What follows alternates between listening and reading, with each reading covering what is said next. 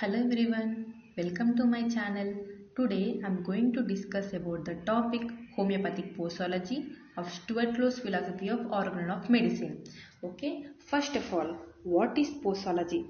Posology is a Greek word which means science or doctrine of dosage. Okay, small doses and homeopathy are synonymous terms. Whoever all agree with the small doses, it means that they are coming closer to homeopathy. There is still a juvenile concept about the medicine pleasant to take. If it was clear to the public, homeopathy would be widely accepted and appreciated. In olden days, there was a juvenile concept that how many medicines you take, it will cause good. If this juvenile concept was clear to the public before only, then homeopathy would be widely accepted and appreciated. The three essential elements of system are principle, remedy, and dose, and the three are of equal importance. Initially, the subject of posology and potentization were subject of controversy. Like some are like it is good to give low doses, and some are like it is good to give high potencies. So in earlier days of homeopathy, it's like the controversy. There were two teams were formed. Like one will say that we should go low potencies, and one will say we should give high potency. So it was a subject of controversy in early days of homeopathy. It came to be regarded as a kind of guardian knot to be cut by each individual as best he could with the instrument at his disposal. Actually, guardian knot is the word. It is used when in any situation, if we have to say like a very complex condition, solvable problem, to mean that we will use the word guardian knot. Actually, it has a big story. Like when king prepared one knot, guardian knot, so who are able to remove that knot are what rule the Asia. So no one no one removed that knot, but Alexander cut the knot intelligently. He cut the knot so that the knots are removed, and he became the ruler of the Asia. So it's like this unsolvable problem should be cut by every individual, every physician at his disposal. He says homeopathy, it came to be regarded as a kind of guardian knot to be cut by each individual as best he could with the instrument at his disposal. Hahnemann himself at one time, almost in despair or ever being able to bring his followers to an agreement, cut the knot by proposing to treat all the cases with 30 potency. Hahnemann himself fed up with all these controversies, and he passed a generalized statement that okay, it is good to treat every case with 30 potency.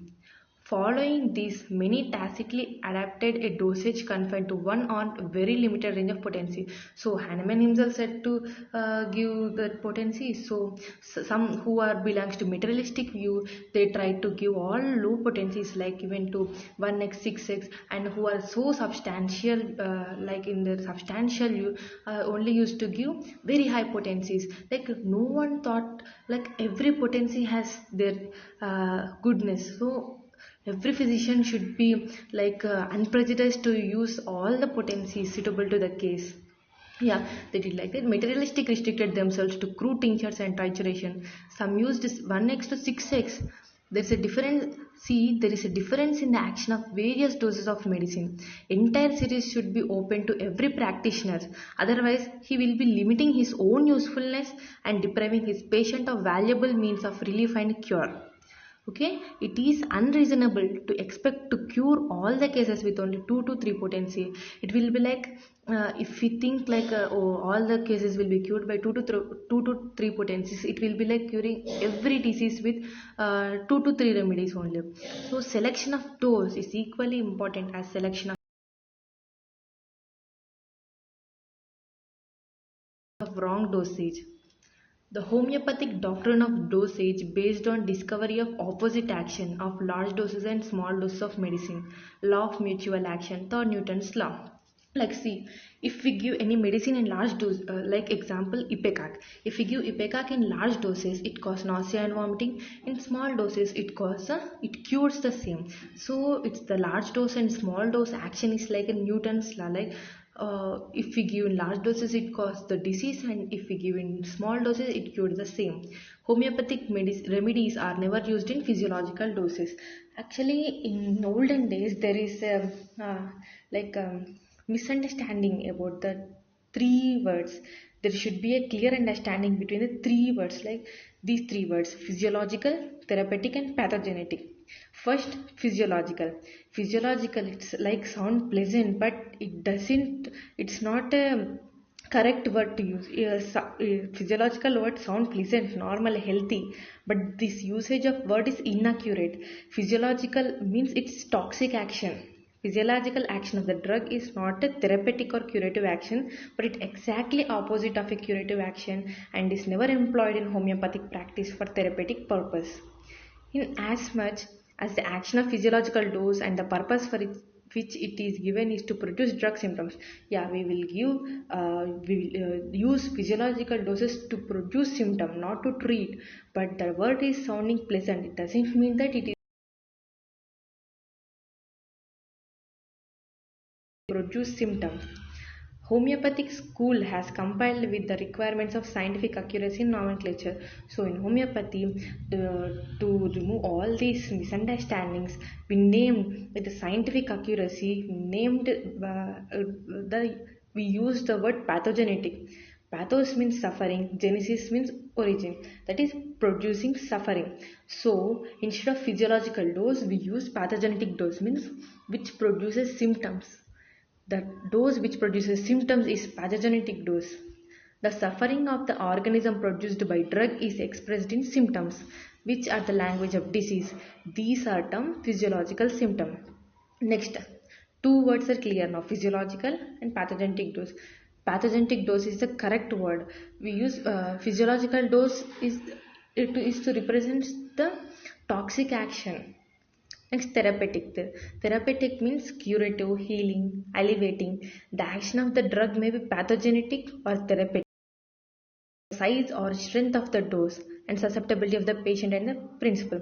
For example, say, if we give for some people, if we give very low potency to a very non-susceptible patient, it won't act. But if we give to the very susceptible person, it makes that person to it causes so much ill health to that person. So the action of the drug may be pathogenic or therapeutic. It depends on the size, strength of the dose, and also on the susceptibility of the patient. Pathogenic doses may be given for experimental purpose to the healthy persons for proving. In homeopathy, we don't use physiological or pathogenic dose for curing, but we only use the therapeutic dose. Pathogenic doses are used but to prove, not to treat. Okay, in treating disease homeopathically, the object is not to produce symptoms but to remove them. So it is not necessary to resort to indirect antipathic or allopathic method of producing drug symptoms in one part to remove disease of the same or other part. Hence, it is not necessary in homeopathy to use physiological and pathogenic dose, but we use only sub-physiological, sub-pathogenic, that is therapeutic dose. We use therapeutic dose to treat disease. Homeopathic cure is obtained without suffering and without production of drug symptoms by the action of sub-physiological or sub-pathogenic dose. Okay, that is minimum dose. Homeopathy requires the therapeutic dose must be capable of producing a slight temporary aggravation or intensification of already existing symptoms, never producing new symptoms. So in homeopathy, we require the dose which intensifies the symptoms, not produces the symptoms. Okay, a similar remedy is the smallest possible dose capable of bringing desirable result by this patient's strength and vitality are reserved. So the similar remedy is the smallest possible dose, that is therapeutic dose. No remedy can be regarded as having been thoroughly proven until it has been proven in potencies as well as in crude form. Remedy should be considered as proven when it is proved in each and every potency and from its crude form too. No remedy can be regarded as having been thoroughly proven until it has been proven in potencies as well as in crude form. In ordinary usage, a physiological dose means a dose of drug empirically selected or sufficient quantity and strength to produce predetermined or group of symptoms. I said no. Physiological dose is the dose, the quantity of the medicine which we give to produce symptoms. Practically accounts to the maximum dose consistent with safety. Even if auxiliary symptom appear, they are not considered. Intent is direct drug effect. So physiological dose is nothing but the maximum dose with safety. In order to determine size and strength of the physiological dose, only difference of age is considered. If the dose come up with the serious results, it is considered as idiosyncrasy or hypersensitivity, so other drug is substituted. Allopathic physicians are not trained to observe the finer and more delicate symptoms. If they do not cause any symptom, they are of no importance. The reason why the dose of the medicine choose, see why we choose so smaller doses. The reason why the dose of the medicine chosen homeopathically is necessarily smaller than the physiological dose. We meet because we meet the fact of organic resistance. Our medicines are similar to the organic resistance. Like every living organism is endowed with an automatic inherent power of reaction to stimulus. So when any disease agent, when any modific agent attacks us, our body responds to that stimulus. The organism offers resistance to everything which tend to injure or destroy its integrity or disturb its normal functioning.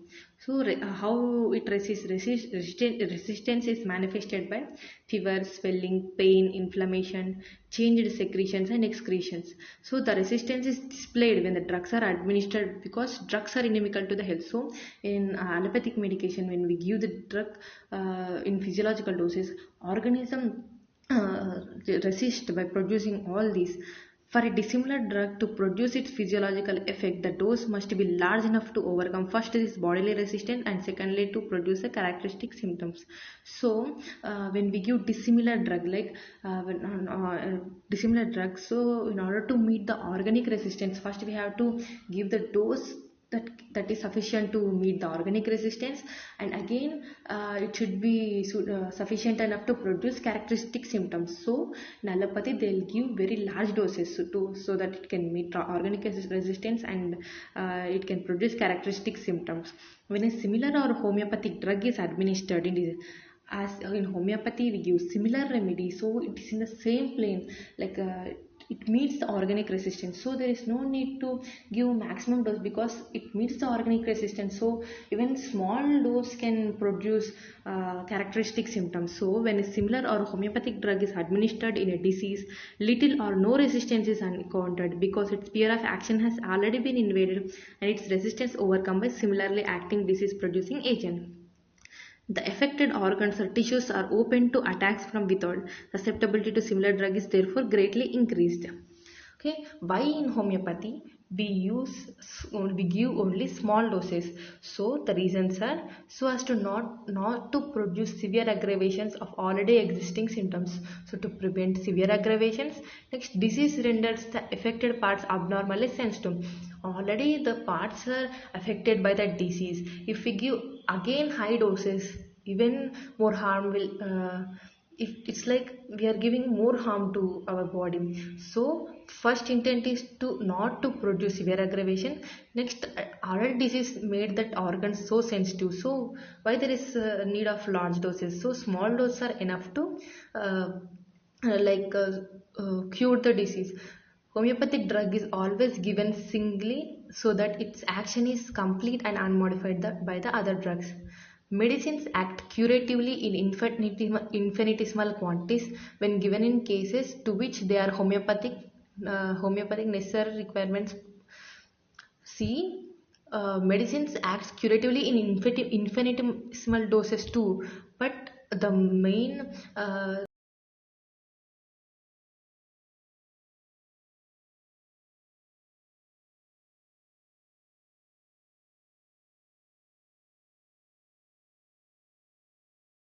operation produced. See, we said no, medicines in infinitesimal dose can cure the disease if they are homeopathic.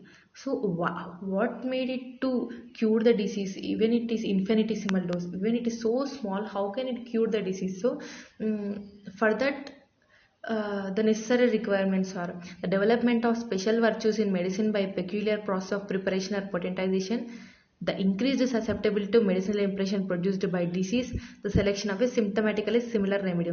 If these three things are like if three things are there, then infinitesimal dose can also cure a disease. Hahnemann replied, see, some in olden days they used to say infinitesimal dose is nothing, like see you are diluting this much, then what is left? There is nothing in the infinitesimal dose. So Hahnemann replied to those who said infinitesimal dose is nothing. He said, Hahnemann replied to those who railed it as nothing, smallest possible portion of a substance is not an integral part of whole. Like see, if we take one thing, if we divided it into so many small parts, like when small portion is also a part of that main thing, right? For example, let's take an example of a cake. See, we divided a cake into so many small pieces, so the smallest piece is also a part of cake, isn't it? It is small doesn't mean that it's not a part of the cake. So if anything is divided and redivided even to the limits of infinity, would there not still remain something substantial, a part of the whole? Let it be ever so minute, what man in his senses would deny it? See, if we redivide and redivide, it means that if we redivide, there is nothing, it would be nothing will be left. Like if man can't see with his senses, it doesn't mean that there is nothing is there in that, no. So we just really divided even limit to the limits of infinity. So that means there is something still remain. So if we dilute also, there is a smallest portion will remain in that. But man can't see with his senses, it doesn't mean that there is nothing is there in that. Why should this minute portion, as it is certainly something, be inactive when the whole acted with so much violence? When the large part, for example, see, if we take rust ox, so when that rust ox in large quantity, it can cause such a violence. Why can't its small portion be inactive? He questioned like this. Initially, Hahnemann used material doses in usual form, but after his experiment, he used to see all the aggravations. So he diluted, and now he came with the potencies. Initially, Hahnemann used material doses in usual form. His discovery of principle of potentization experimented in the reduction of his doses in order to arrive at a point where severe aggravation would not occur. The latent powers of the drug were released or developed by the trituration, dilution, or succussion. With the potentization process, the inherent peculiar characters of the drug are exposed. He arrived at a conclusion: proper dose is always least possible, which will effect a cure. Any curable disease may be cured by any potency when the indicated remedy is administered, but the cure may be accelerated by selecting potency. See, we can treat the disease if the remedy is similar at any potency, but remedy, if the potency is correct, the cure will be accelerated, cure will be faster. Or dose appropriate. Okay, now how to choose the potency, it's such an important topic, you know.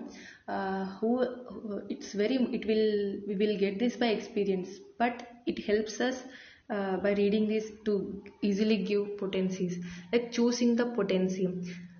How to choose the potency?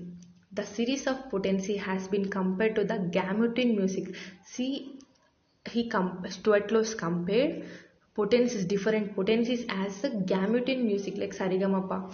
Gamut in music. A skillful artist may indeed construct a harmony with the various vibrations of some chord, but what a more beautiful and perfect harmony might he construct by a proper combination of all sounds that he can be elicited from his instrument. See, there are many gamut in potency, music, like severe, so many potencies in homeopathy. An skillful artist can make use of this gamut, and he can prepare nice song.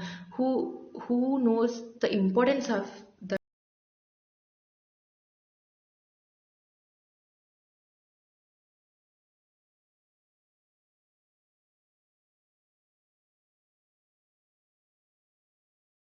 potency? Five things helps us in choosing the potency. Okay, five consideration influence us in choosing the dose. First one is susceptibility of the patient, seat of the disease, nature and intensity of the disease, the stage and duration of the disease, the previous treatment of the disease. These things helps us in choosing the potency. Now Stuart Close explain everything, like he gave five considerations, no, how to know the susceptibility, how to know the nature and intensity. He explained everything. As this video is too big, I'll show it in another thing.